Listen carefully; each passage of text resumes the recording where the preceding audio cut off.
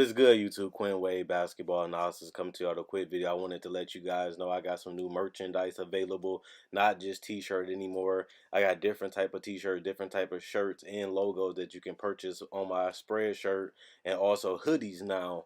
We have expanded and added more to the channel and more merchandise for the brand. Thanks for supporting. It will be in the description and the links will be in the comment section below. Thanks for helping me and supporting the movement. Quinn Wade Basketball Analysis. I'm going. What is good, YouTube? Quinn Wade Basketball Analysis coming to y'all with a quick video. For this Saturday, we're going to talk about Marvin Williams signing to the Milwaukee #1 seed, obliterator, devastators, communicators. They just out here embarrassing each and every team. They only lost 7 games so far this year, which is ridiculous. They picking up to what they left off last year. They had a spectacular season last year.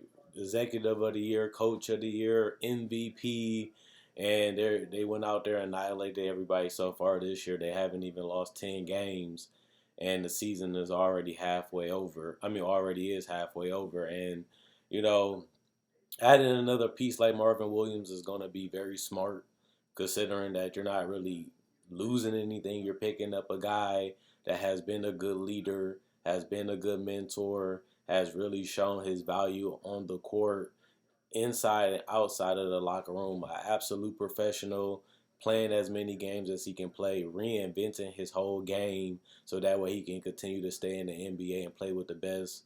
Being able to have a chance to win after being in Charlotte for so long and not really making any progress or making it to the playoffs consistently, it just blows my mind that he finally gets the opportunity to play for a legitimate contender. Remember, he played for Atlanta, but it was never really one of the best teams in the NBA. There was always a great team in the East, but never good enough to win a title. You look at Utah, they never was great enough to win the title when he was there. And Charlotte, he's been there for so many years that he don't know anything different. He has got paid. He has hit big shots, and he has even been one of the best role models to Kemba Walker, who is one of the best stars in the NBA today and an all-star starter. So this guy has been in the league and has been a veteran and has never really had a legitimate chance to give his talents to a contender. And now that has changed with him going to Milwaukee.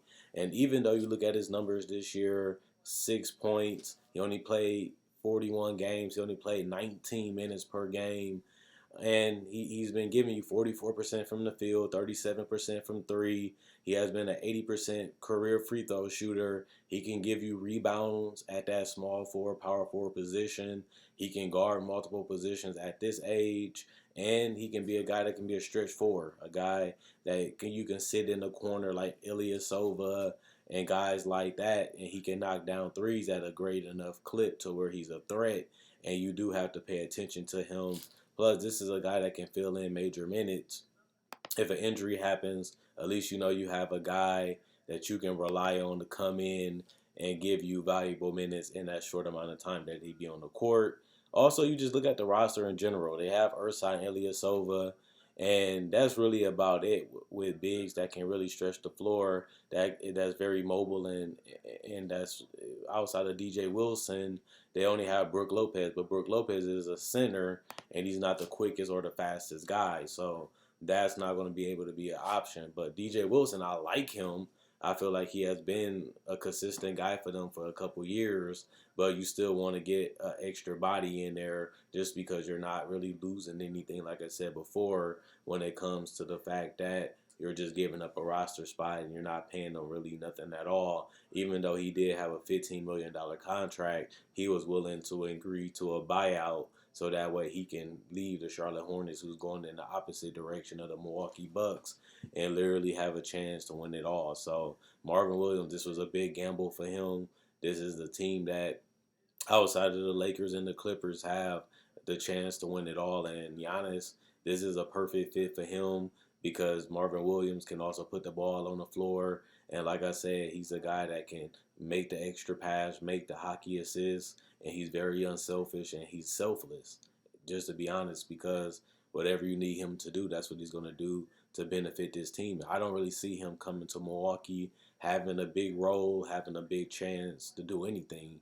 I feel like he's going to be getting the same amount of minutes that he got in Charlotte, and I think he will allow that just because he know the reward is being able to go to the final with a chance to win. So he's sacrificing a lot. He could have went to a team and got more minutes, more opportunities, more shots, but he took the pay cut, leaving with the money on the table with the buyout, and also being waived. That's kind of embarrassing, but it makes sense for him at this point of his career. So all I really had to say is Marvin Williams is a great piece to have. He's a great guy to be your ninth or 10th guy. I think he's better than that. But when you look at this bust roster, it's just loaded with talent. You have to give credit to Horst again for losing Malcolm Brogdon and being able to replace him with, giving Chris Middleton more opportunities, giving him more chances to handle the ball. They had signed Wesley Matthews, who has been a solid addition to their team. They also was able to sign guys like Kyle Korver, and obviously they was able to get Ersan Ilyasova to come back. They was able to pay Eric Bledsoe the money he was looking for. They was able to pay George Hill the money that he was looking for, and that caused them to have more depth by going with these veterans that are willing to take a pay cut, willing to take a smaller role, and a lot of them already played in this role before because of last year, and now you're just plugging in pieces to fit in the system, so that way you can have an opportunity to have more versatility, and that's one of the big words they use for this pickup. Just more, and the rich get richer is what people say, but I can see the same thing about that. Did they need Marvin Williams? No.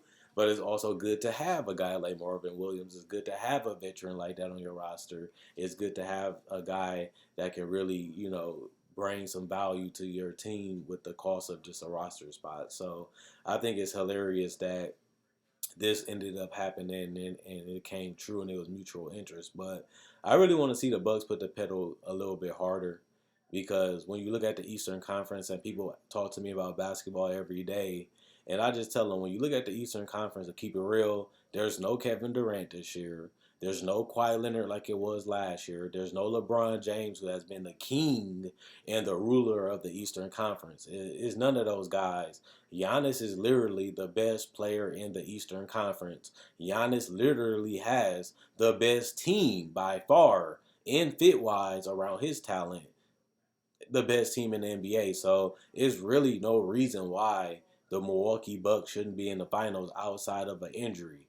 If Giannis get injured or Middleton get injured, okay. But other than that, this team has everything they need. The cutters, the handlers, the defense, the perimeter defense, the inside defense, the three-point shooting, and the veteranships, young talent. They actually got guys that want to prove themselves with chips on their shoulder. They got guys that's hungry for getting put out last year and coming up short of their goal to have a chance of winning the championship and getting to the NBA Finals. All those things are gone this year.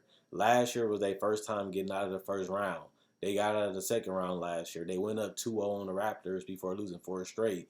This year they have no excuse not to be in the NBA Finals, and to pick up a guy like Marvin Williams for nothing only gives them more chances of being even better. And if that's the case, they already the best. So to me, when you look at all those facts and you look at the grind and you look at how far they done came from the last 5 years to now, where they're ruling the NBA for 2 consecutive seasons, you have to hold them to that standard. And with the NBA East getting weaker but more balanced, it's really no team that has the talent that the Bucks have, the coaching that the Bucks have, and the organization to get whatever he needs for Giannis to succeed, which I feel like they have done.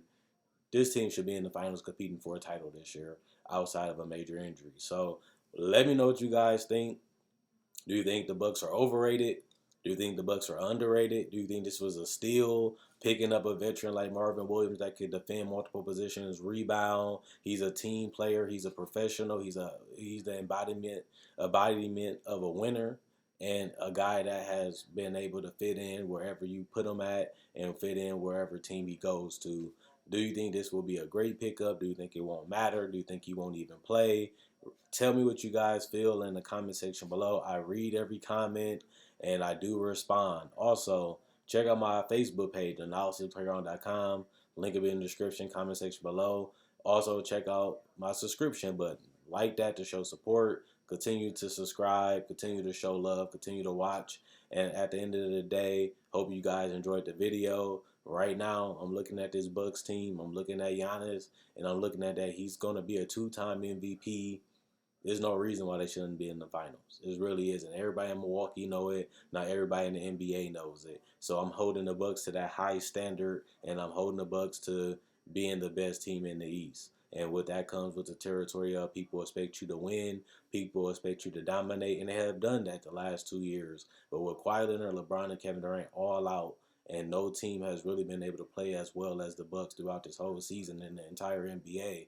They have no more excuses. They got to get the job done. If they lose in the finals, I give them a pass. If they don't make it to the finals, that's a big overrated team, and they're just not willing and ready to be serious contenders. So right now, I got to give them the benefit of the doubt because they've been walking the walk and talking the talk. But when the playoffs come, it's a different story. They still got to prove that they can get to the finals, and they haven't done that just yet. But now there's no excuse for that not to happen. So let me know if I'm overreacting, is I'm tripping, is I'm going crazy, or just that common sense and the Bucks got to put up or shut up. And I think they have to do that at the end of the day. But I'm just telling you how I feel. I want to know how y'all feel. Thanks for liking the video in advance. Quinn Wade, Basketball Analysis. I'm gone.